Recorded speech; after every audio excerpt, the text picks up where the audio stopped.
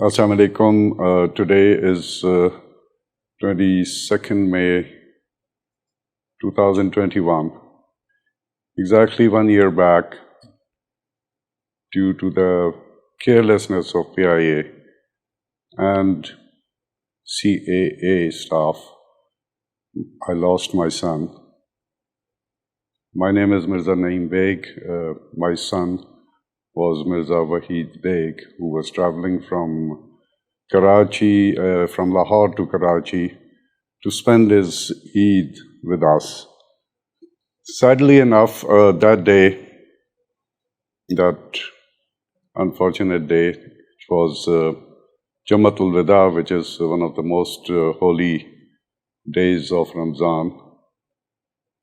As the plane approached Karachi airport, it was at a height of 10,000 feet, and ATC, air traffic control, told the pilot to turn around as he was too high and too fast to approach for a safe landing. The pilot continued saying he's comfortable. Comfortable is a word which is not really mentioned in aviation language. It's not in the lingo, but he continued. He was again told to turn around. He was again too high, too fast to approach the airport. But he continued. During this period, while the law says that when you are in touch with the ATC, ready to land, you're not supposed to be talking to each other apart from the landing discussion and the technicalities. They were discussing COVID in their family. This is the level of importance PIA pilots give to such sensitive issues. He continued, and he ended up landing more than halfway through the runway. And in spite of the alarms that we could hear in the recordings about the landing gears that were not out, he was totally blind, was totally dumb to hear that. At the same time, ATC, when it transfers from the underground radars to the top tower, the air traffic control people on the tower are supposed to look at the aircraft and warn him. For example, if there's an animal on the runway, the landing gears are not out, stuff like that.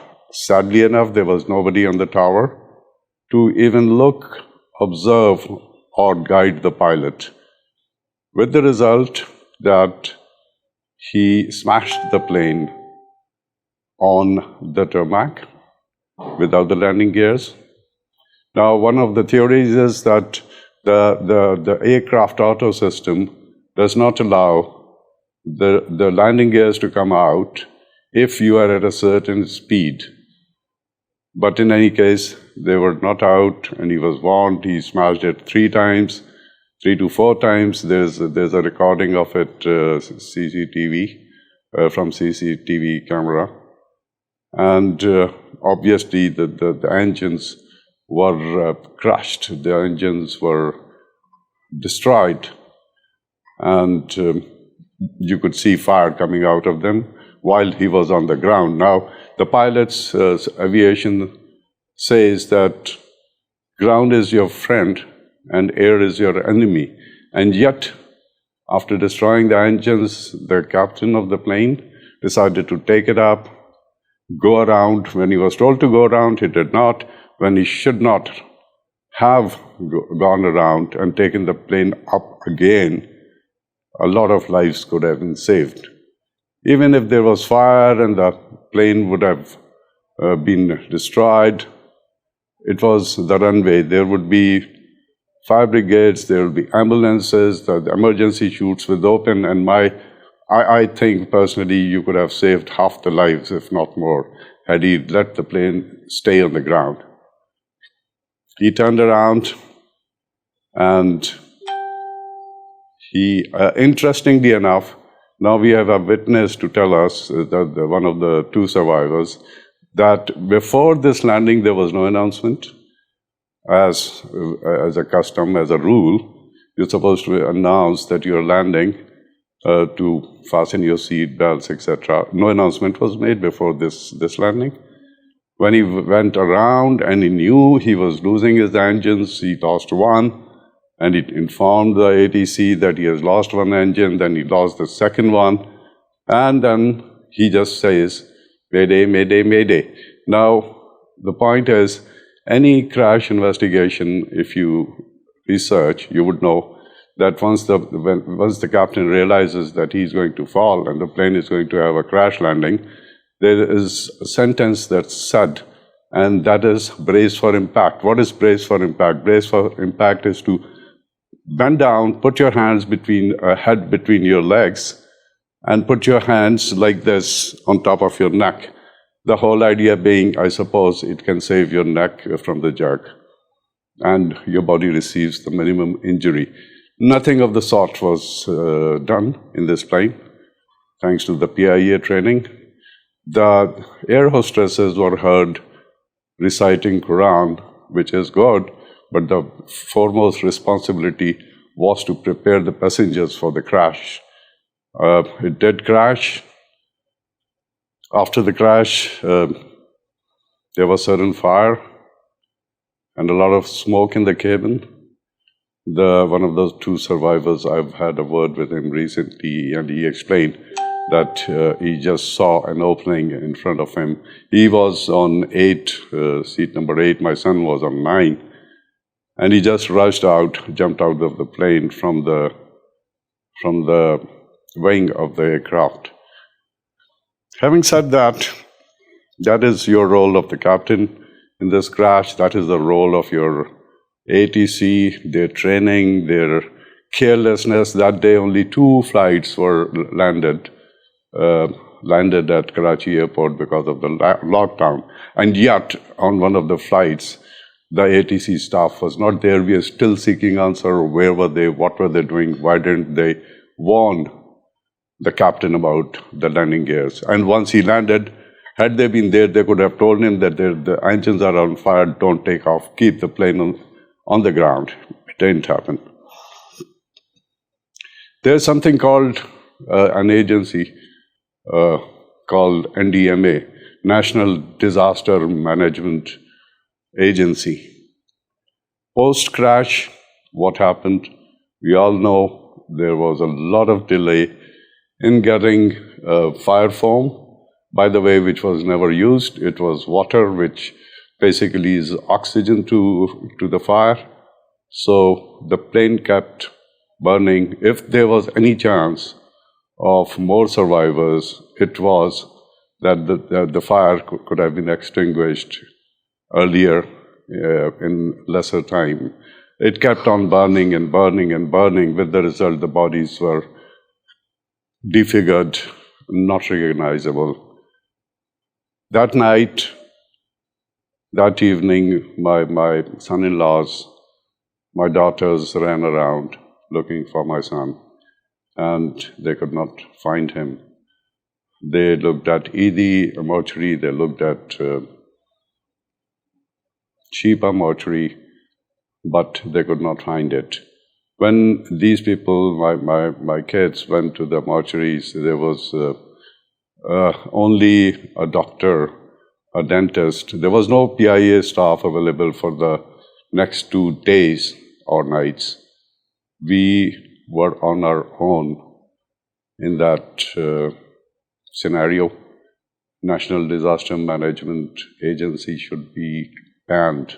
Why are we spending money on an agency which does not exist as far as we are concerned? Anyway, after that, this dentist who was there, he was saying that we need a picture of my son, a smiling shot where his teeth can be seen so he can match a dental record, for heaven's sake, in this 21st century.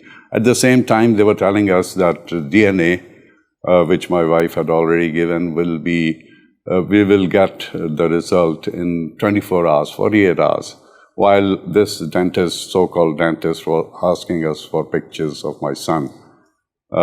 We continued this struggle for 10 days. In fact, it was 8 days with no result. And every day, my kids would go during these COVID times to these mortuaries and come back without a result. They didn't have the guts to face me, and they didn't know how to tell me that they couldn't find my son. But at the same time, Arif Siddiqui, who lost all his family, was smart and kind enough and alert enough at that disastrous moment to arrange that we send our DNA to Punjab Forensic Lab. Now, let me explain. These people had come to Karachi for forensic and DNA, and they were shown the door very quickly as Sindh lab in Karachi University claimed that they have all the equipment and they have the expertise and they'll give it to us and they don't need to interfere, and they were sent back. They were here possibly for a senior bureaucrat. Luckily, they carried about 52 samples from the two morgues. And anyway, Arif Siddiqui and we're like a family, this group, the factories of this crash. He arranged my wife's sample again to be sent across to Lahore. His brother in Lahore received my wife's DNA sample, took it to the Punjab Forensic Lab, and Punjab Forensic Lab gave me the result in 6 hours while we were waiting here for 8 days. They were kind enough also to send me a certificate showing that body number such and such has matched my wife's DNA.